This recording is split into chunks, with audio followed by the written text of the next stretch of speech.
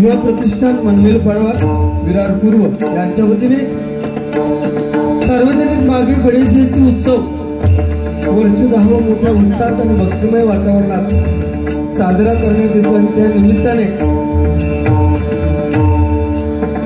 परमेश्वराचं नामस्मरण व्हावं या उद्देशाने हनुमान प्रसादिक भजन मंडळ वर्धे तालुका मुळा जिल्हा सिंधुदुर्ग मी सुद्धा विजय उर्फ गुंडू सावंत आणि आजचे माझे प्रतिस्पर्धी अजून त्यांचा पत्ता नाही आहे ते सन्माननीय समीर कदम बुवा गाव त्यांचं पोखरण तालुका मुळा जिल्हा सिंधुदुर्ग आम्हा दोन्ही बुवांना या ठिकाणी आमंत्रित करून त्या गणपती बाप्पाचं नामस्मरण करण्याची जी संधी दिलेली आहे त्याबद्दल सर्व सौभाग्यवती श्रद्धा ताई, दिलीप जाधव प्रमुख मार्गदर्शक, सन्माननीय दिलीश रमेश जाधव या मंडळाचे संस्थापक आणि अध्यक्ष, त्याचप्रमाणे सन्माननीय अनिल रहाटे सचिव, अंकुश लांजेकर कार्यकारी अध्यक्ष, गणपत गव्हाळे उपाध्यक्ष, संतोष बाबू गोवळकर उपाध्यक्ष, विकास मामुनकर उपसचिव, त्याचप्रमाणे सन्माननीय अक्षय तावडे खजिनदार, शिवा चौरासिया खजिनदार, श्रीकांत पालकर उपखजिनदार, रोशन पवार उपखजिनदार, अजय शिंदे उपसचिव, त्याचप्रमाणे सर्व पदाधिकारी आणि भक्तगण यांचे मी माझ्या भजन मंडळाच्या वतीने आभार मानतोय। या ठिकाणी जमलेल्या रसिक मायबाप प्रेक्षकांना, महिला वर्गाला सुद्धा विनम्र अभिवादन करतो। मग या जमलेल्या मायबाप प्रेक्षकांमध्ये अनेक नामवंत भजनीबो या ठिकाणी आलेले आहेत, अनेक नामवंत पखवाजोदक, दशावतारी कलाकार या ठिकाणी उपस्थित मान्यवर व्यक्ती आहेत। त्यामध्ये सन्माननीय आमच्याशी ज्यांनी फोनवर संपर्क साधला ते गोड आवाजाचे बुवा सन्माननीय विशाल मसूरकर, त्याचप्रमाणे सन्माननीय बुवा नितेश ढोळक, त्याचप्रमाणे सन्माननीय सुशील घाटकर, योगेश मेस्त्री बुवा, अरुण राणे बुवा, त्याचप्रमाणे आमचे मार्गदर्शक स्वप्नील गोसावी, त्याचप्रमाणे सन्माननीय गुरुदास सावंत, आमच्या वर्धेगावचे सन्माननीय पालव आणि त्याचप्रमाणे सन्माननीय शैलेश सावंत व इतर मान्यवर उपस्थित आहेत। त्या सर्वांच्या चरणाशी मी नतमस्तक आहे।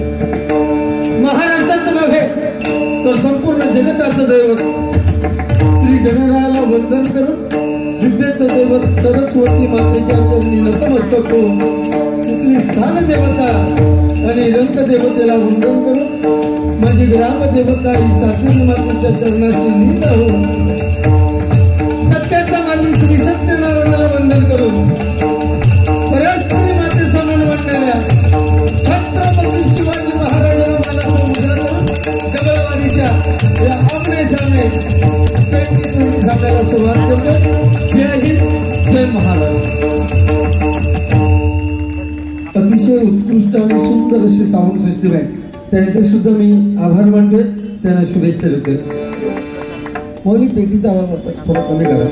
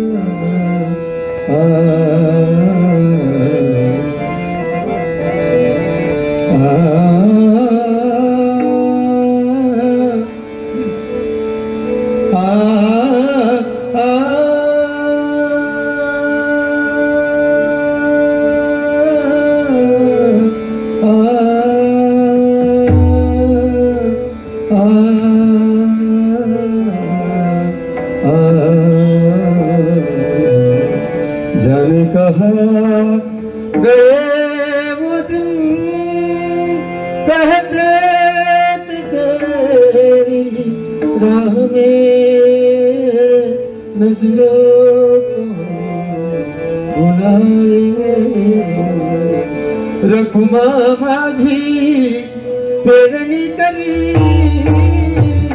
रखुमा माझी पेरणी करी माझा पांडुरंग नांगर धरी माझा पांडुरंग नांगर धरी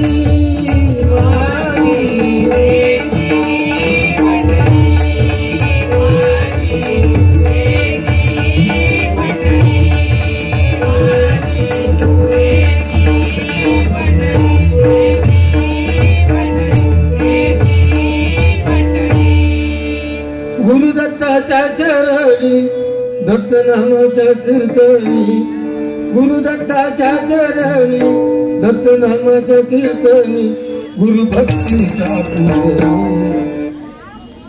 मन लागू रे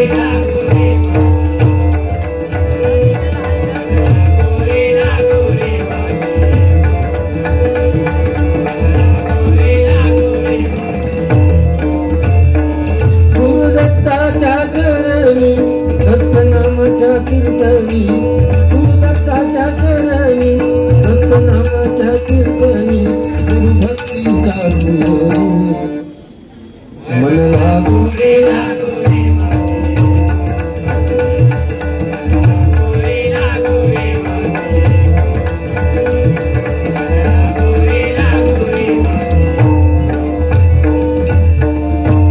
नमो एकदंता शिव गौरी सुता नमो एकदंता मंडळीचा जरा आवाज आहे शिव गौरी नमो एकदंता शिव गौरी सुता नमो एकदंता शिव गौरी तुझिया चरणी ठेवितो माथा तुझ्या चरणी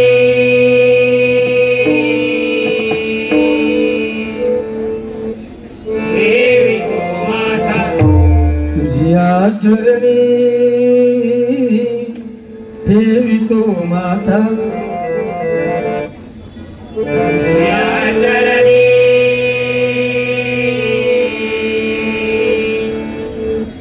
ठेवितो माथा तूच करता आणि करविता तूच करता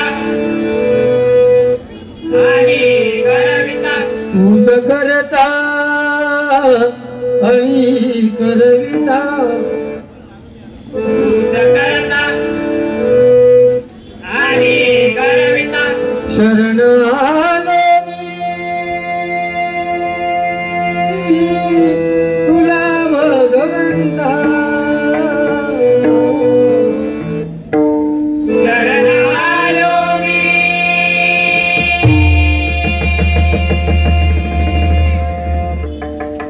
तुला भगवंता गौर रूप हे तुझे पाहता गौर रूप तुझे पाहता गौर रूप हे तुझे पाहता गौर रूप तुझे पाहता सौख्य लाभू दे अमुच्या सौख्य लाभू दे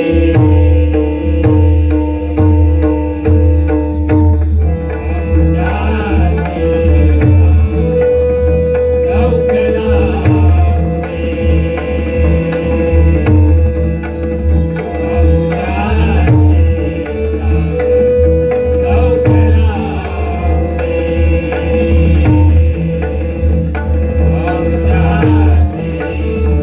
कुंडलिका वरदे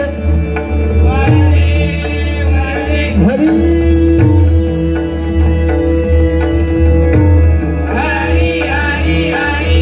विठ्ठल श्री ज्ञानदेव तुकाराम श्री पंढरीनाथ विघ्न हरता गणपती गजानन पवन पुत्र हनुमान ग्राम देवता देवी जाते कुलदेवता व्यान माता भवानी रंग देवता श्री सत्यनारायण हर हर हर हर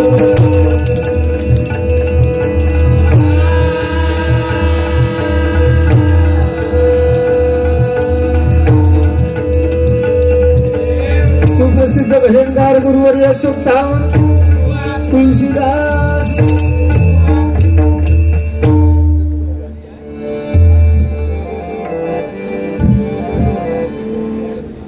येते ऐकायला ना बरोबर म्हणजे पेटीचा वगैरे जास्त येत नाही ह्यो खुया तो आधी त्या शोधा झाला बरं एक मला सांगा आयोजकांनी की तो येणार आहे का नक्की की मी एकटाच येणार ना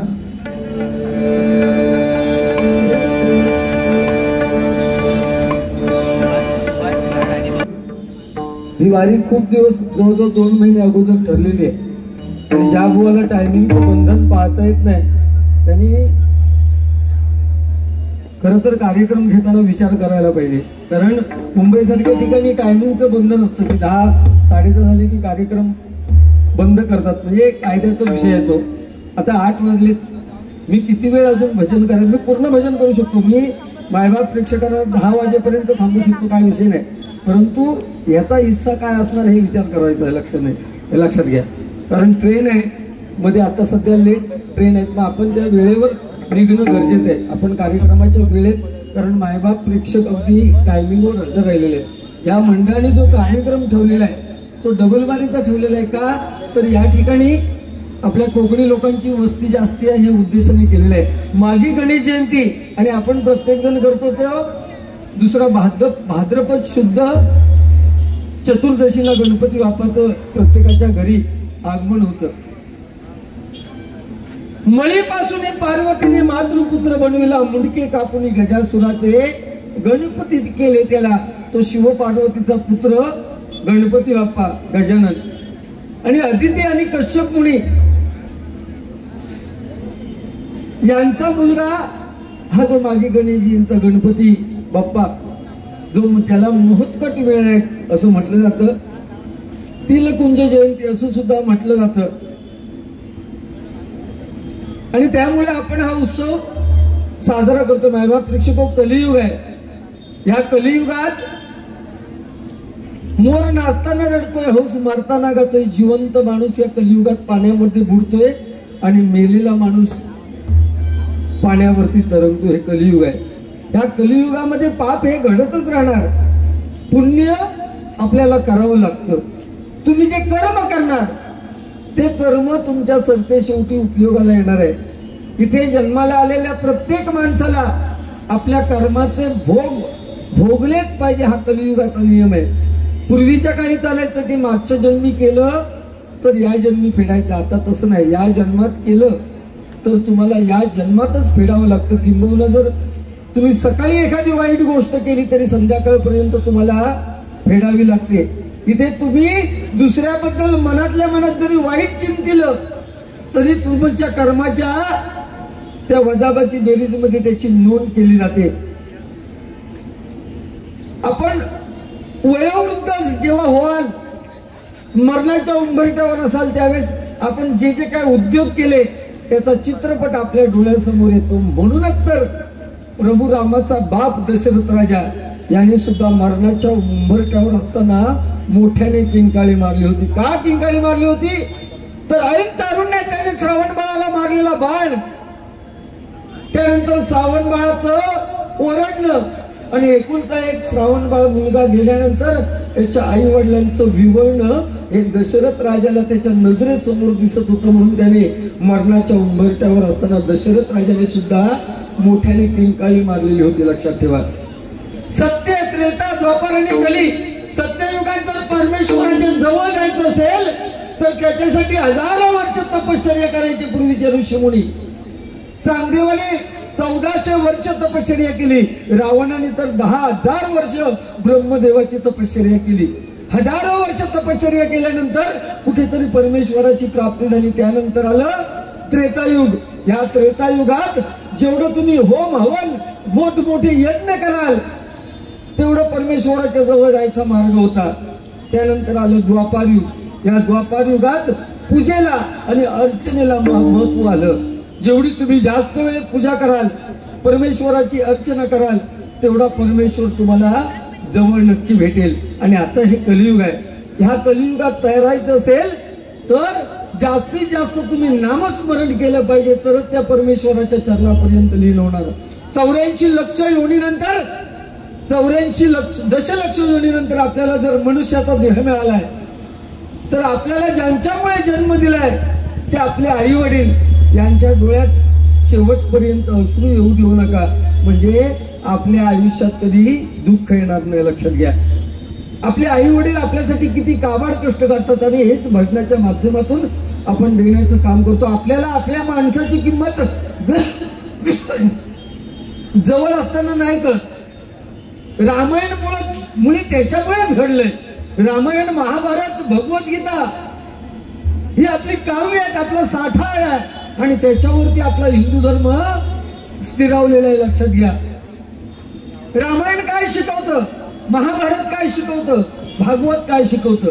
रामायण काय शिकवतं तर काय करावं हे रामायण शिकवतं. महाभारत काय शिकवतं, काय करू नये हे महाभारत शिकवतं. आणि भागवत जीवन कसं जगावं हे शिकवते. जगाचा मालक सोबत असताना प्रभू राम, जगाचा मालक सीतामाई बरोबर असताना सुद्धा मुठभर सोनं असलेल्या हरणाचा मोह सीते मातेला झाला. जगाचा मालक सोबत असताना कशाची कमी नव्हती. म्हणून काय म्हणतोय, मुठभर सोनं असलेल्या हरणाचा मोह सीते मातेला झाला. आणि अख्खी लंका सोन्याची असताना प्रभू रामाची किंमत सोन्यापेक्षा जास्त आहे केव्हा कळालं, रावणाच्या तावडीत गेल्यानंतर कळालं. तशी आपले विषय आहे. लक्षात घ्या. आपल्याला आपल्या माणसाची किंमत कळत नाही. आपण कर्म जे करणार ते आपल्या मागे आपल्या मुलांसाठी त्याचा ठेवायला होणार. लक्षात घ्या. म्हणून रस्त्याने चालताना असं चाललं पाहिजे की समोरच्या माणसाने राम राम ठोकला पाहिजे आणि मेल्यानंतर असं मेलं पाहिजे की आपला मुलगा जर पुढे माडके होऊन लागला आणि त्याने मागे वळून बघितलं तर त्याच्या प्रेताला, त्याच्या वडिलांच्या प्रेताला आलेल्या माणसांच्या डोळ्यात कुठेतरी अश्रू दिसले पाहिजे तर जगून फायदा. लक्षात घ्या. परंतु सिंधुताई सपकाळ अनाथांची माहिती त्यांनी काय सांगितलं, या महाराष्ट्रात जर तुमचं नाव व्हायचं असेल तर अगोदर तुम्हाला मारावं लागतं तर तुमचं नाव होतं. जवळ असेपर्यंत आपल्या लोकांची किंमत कोणाला कळत नाही. लता दिदी ज्यांनी 50,000 पेक्षा वेगवेगळ्या भाषांमध्ये गाणी गायली, त्यांचं एक गाणं आहे बघा.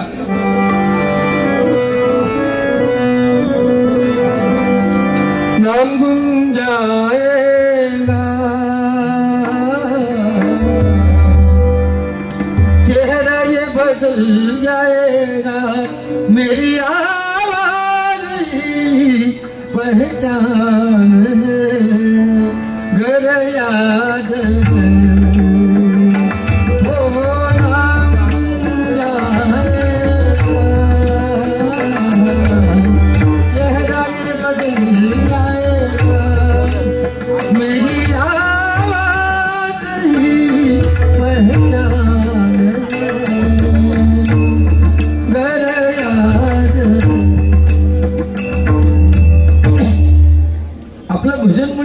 कृष्ण हरी या मंत्रावर अवलंबून आहे. प्रत्येक बोल सांगत असतात की रामाचा आचार, कृष्णाचा विचार आणि हरीचा उच्चार.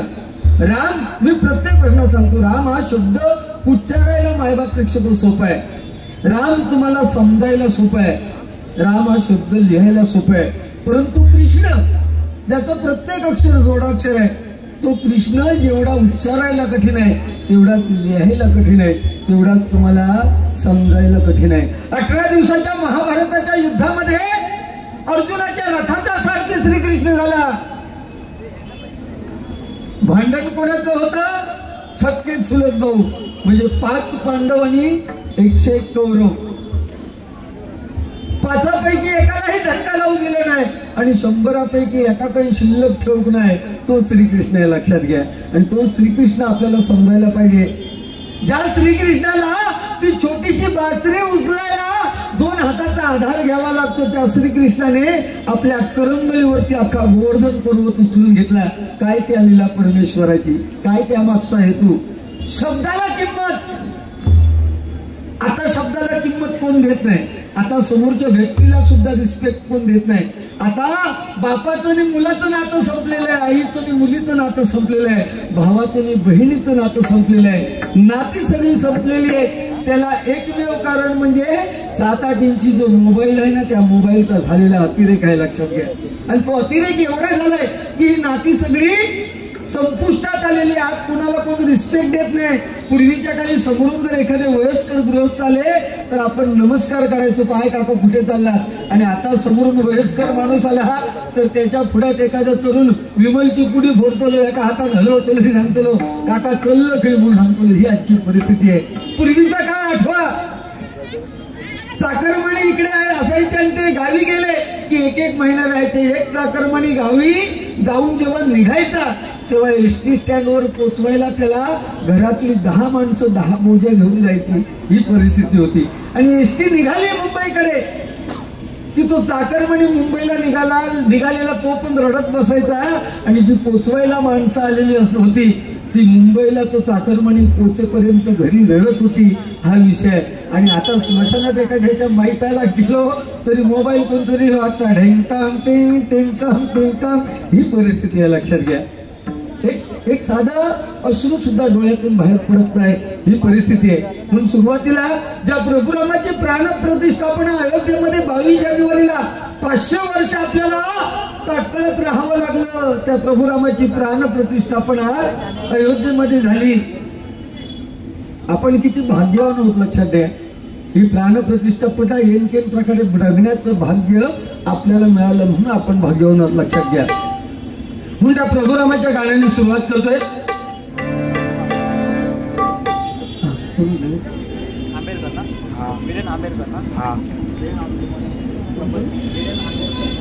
सन्माननीय वीरेन आंबेडकर यांकडून 100 रुपयाचं पारितोषिक माझ्यासाठी आणि 100 रुपयाचं पारितोषिक माझे पक्वाजोदक विराज गावकर यांच्यासाठी आलेले आहे. एकदा जोरदार टाळ्या वाजवा.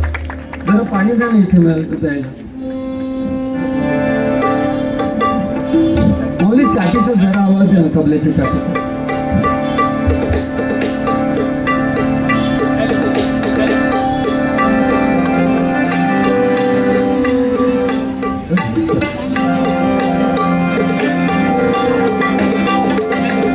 श्रीराम जानकी बैठे हैं मेरे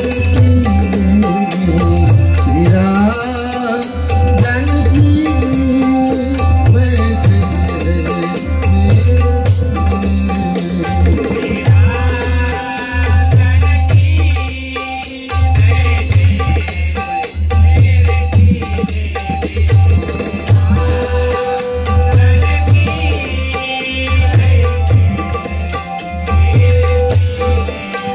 देख ले अपने दिल के नगीने में, देख ले अपने दिल के नगीने में,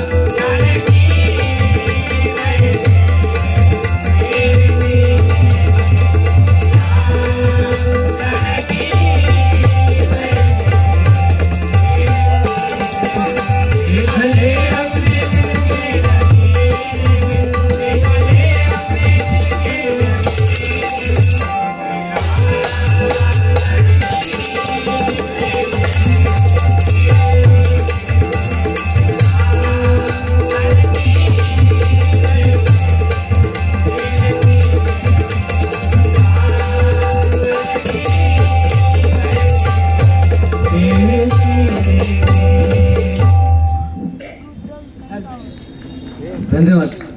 ह्याच महत्वाचा प्रत्येक बुवा.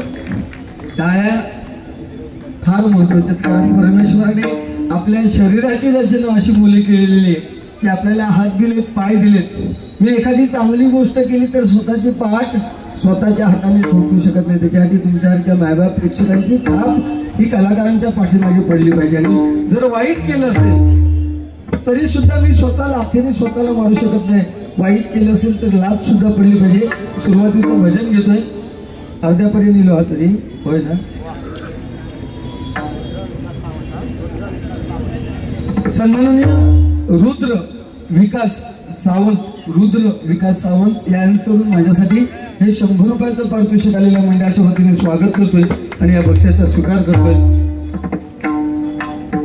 त्याचप्रमाणे सन्माननीय राजू सरंगले यांच्याकडून माझ्यासाठी 200 रुपयाचं पारितोषिक आणि विराज भाऊकर माझे पाखवाद होते यांच्यासाठी 200 रुपयाचं पारितोषिक आलेल्या मंडळाच्या वतीने स्वागत करतोय. त्यांच्या मनातील इच्छा पूर्ण होत असं ईश्वरचरणी प्रार्थना करतो. धन्यवाद.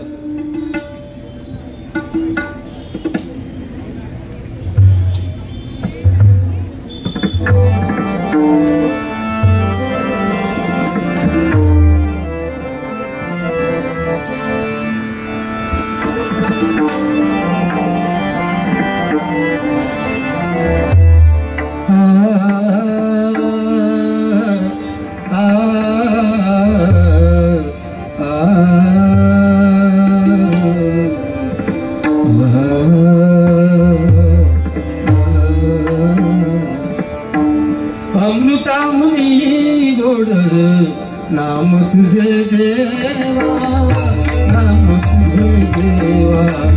अमृताहुनी गोड नाम तुझे देवा, नाम तुझे देवा. मन माझे केशवा, मन माझे केशवा, कामान घे आमान घे.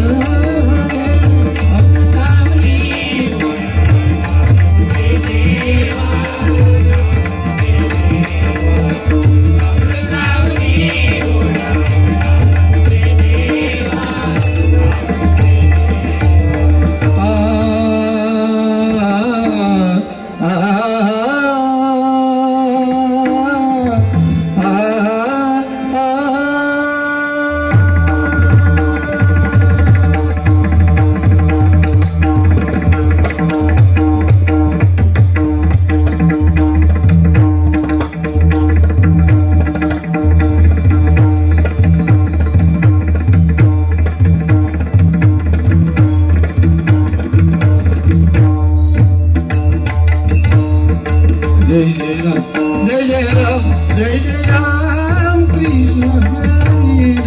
जय जय राम, जय जय राम, जय जय राम कृष्ण हरी. जय जय राम, जय जय राम, जय जय राम कृष्ण हरी.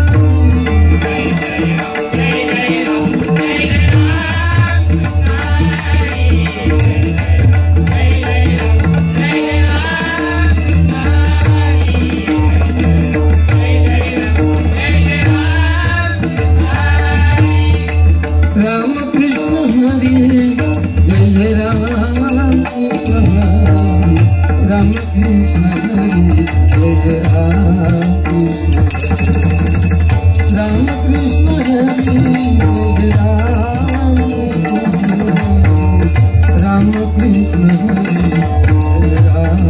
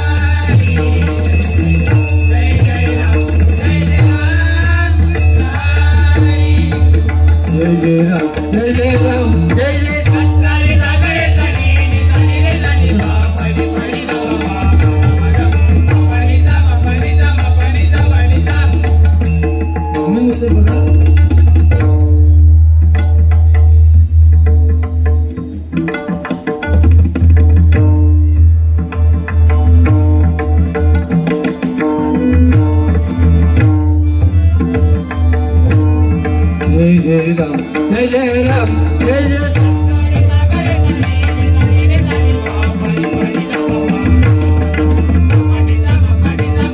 जय जय राम जय जय राम जय जय सागमा